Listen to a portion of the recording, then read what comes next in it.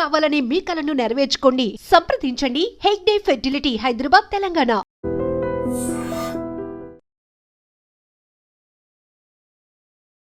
ఒక సిగరెట్ ఆ ఉపాధ్యాయుడి ప్రాణాన్ని బలి తీసుకుంది. వినడానికి కాస్త వింతగానే అనిపిస్తోంది కదా. మనం సినిమాకి వెళ్ళినప్పుడు బిగ్ స్క్రీన్ పైన ఒక కొటేషన్ చూస్తూనే ఉంటాం, smoking is injurious to health అని. పొగ తాగటం, ధూమపానం సేవించటం, మద్యపానం కూడా ఆరోగ్యానికి హానికరమని. కానీ సూర్యాపేట జిల్లా కోదాడ మండలం మంగళితండాలో ఉపాధ్యాయుడు బాలాజీ చేసినటువంటి చిన్నపాటి నిర్లక్ష్యం పూర్తిగా ఆ సిగరెట్టే అతన్ని దహనం చేసిందని కూడా చెప్పొచ్చు. ఏం జరిగిందంటే, నిన్న శ్రీరామనవమి సందర్భంగా ఆయన భార్య పిల్లలతో సహా తన పుట్టింటికి వెళ్ళింది. ఈయనకి రెగ్యులర్గా మద్యం సేవించడం అలవాటు ఉంది. అయితే అదే క్రమంలో ఆయన అప్పటికే మద్యంలో ఉన్నారు.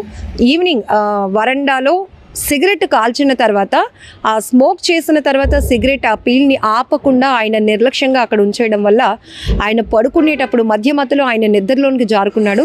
ఆ సమయంలోనే అక్కడ కూలర్ నుంచి వస్తున్నటువంటి గాలి కూడా తోడైంది. ఈ సిగరెట్ నుంచి వస్తున్నటువంటి ఆ అగ్గిరవ్వ ఏదైతే ఉందో ఇది మంచం నవారుకి అంటుకొని పూర్తిగా అది భారీగా మంటలకు వచ్చి ఆయన ఎలా అయితే పడుకున్నారో అలానే సజీవ దహనం అయిపోయారు. ఇక్కడ మనం చూడొచ్చు ఎంత భయంకరంగా ఉంది. వినటానికే చాలా భయం వేస్తోంది. ఇంత నిర్లక్ష్యం అతని ప్రాణాన్ని తీసుకుంది అని.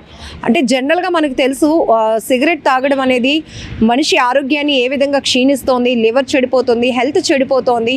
ఆఖరికి కొన్ని సందర్భాల్లో అది ఎక్కువగా హెల్త్ ఇష్యూగా మారి చనిపోయిన సందర్భాలు ఉన్నాయి. కానీ ఇక్కడ అప్పటి వరకు ఆయన మద్యంలో ఉండి ఒక సిగరెట్ ఏదైతే స్మోక్ చేసి ఎంజాయ్ చేయాలి అనుకున్నాడు, బట్ ఆ ఎంజాయ్లో వచ్చినటువంటి ఒక నిర్లక్ష్యం అతని ప్రాణాన్ని బలి తీసుకున్న విషాదకరమైన ఘటన అయితే మాత్రం సూర్యాపేట జిల్లా కోదాడ మండలంలో చోటు చేసుకుంది. ఆయన స్థానికంగా ఎస్జిటి టీచర్గా పనిచేస్తున్నారు.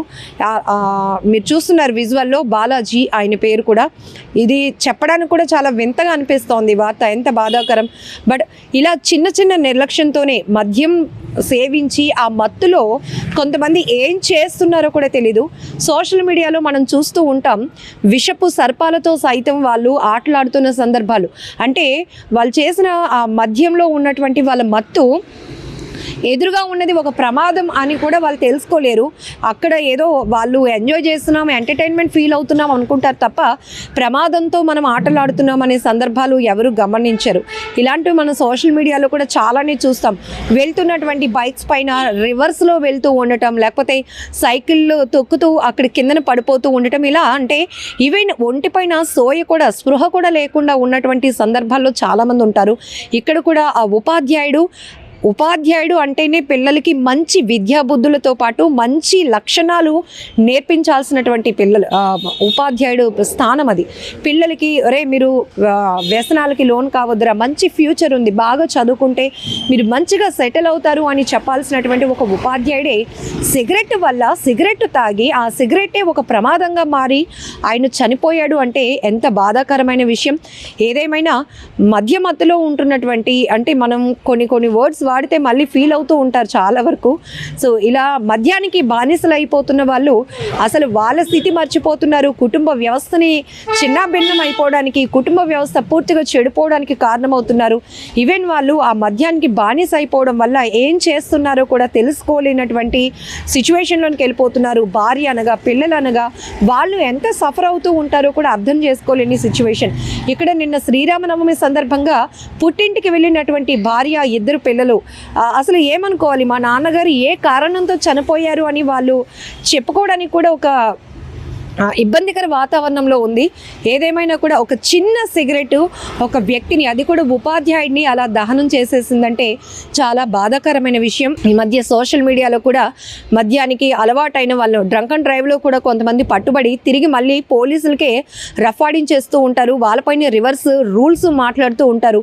ఇవన్నీ ఏంటంటే మనం చాలా వరకు కొన్ని సందర్భాల్లో ఎంటర్టైన్మెంట్గా తీసుకుంటాం, కానీ వాళ్ళ ఫ్యామిలీస్లో ఎంత ఇబ్బందికర వాతావరణాన్ని క్రియేట్ చేస్తూ ఉంటాయో.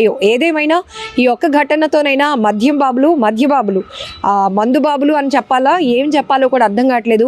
మీరు కాస్త అలర్ట్గా ఉండండి. మీరు ఏం చేస్తున్నారు, నడి రోడ్డుపై మీరు వెళ్తున్నప్పుడు కూడా ముందు మీరు ప్రమాదానికి గురి కాకుండా ఉండేలా మీరు ప్లాన్ చేసుకోవాల్సిందిగా రిక్వెస్ట్ చేస్తున్నాం. సో మీకేమనిపిస్తోంది ఘటనపై కామెంట్ బాక్స్లో మెన్షన్ చేయండి. వై జంక్షన్ సమీపంలో ఘోర రోడ్డు ప్రమాదం జరిగింది.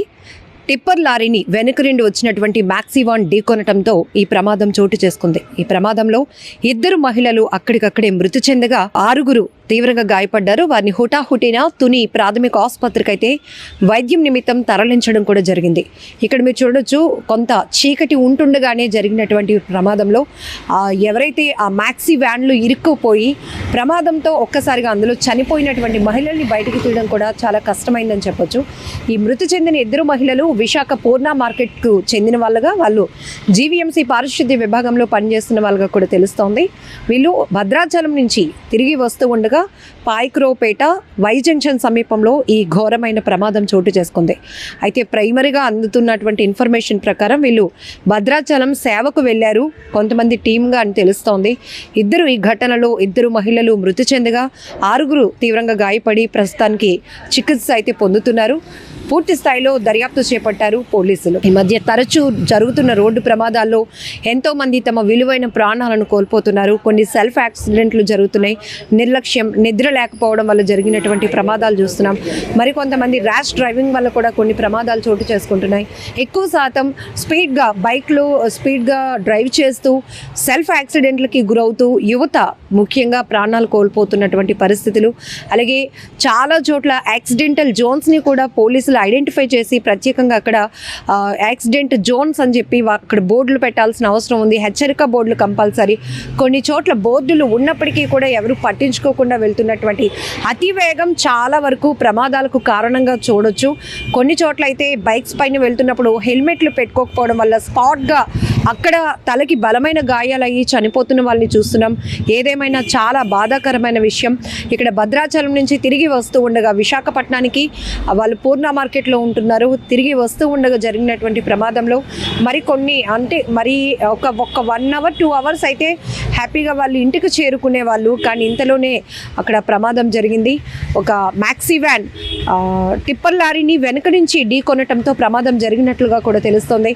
పూర్తిగా మ్యాక్సీ వ్యాన్ నుజ్జు అయిపోయింది. ఫ్రంట్ ఎలివేషన్ అంతా కూడా, ఎందుకంటే లారీకి వెనక నుంచి వచ్చింది కాబట్టి ఇది మ్యాక్సీ వ్యాను. ఆ ఫ్రంట్ ఎలివేషన్ అంతా మీరు విజువల్లో చూస్తున్నారు, పూర్తిగా నుజ్జు అయిపోయింది. ఈవెన్ అక్కడ పరిస్థితి ఎంత దారుణంగా ఉందో కూడా మనం అర్థం చేసుకోవచ్చు. అక్కడ సంఘటన స్థలంలోనే 2 మహిళలు మృతి చెందారు.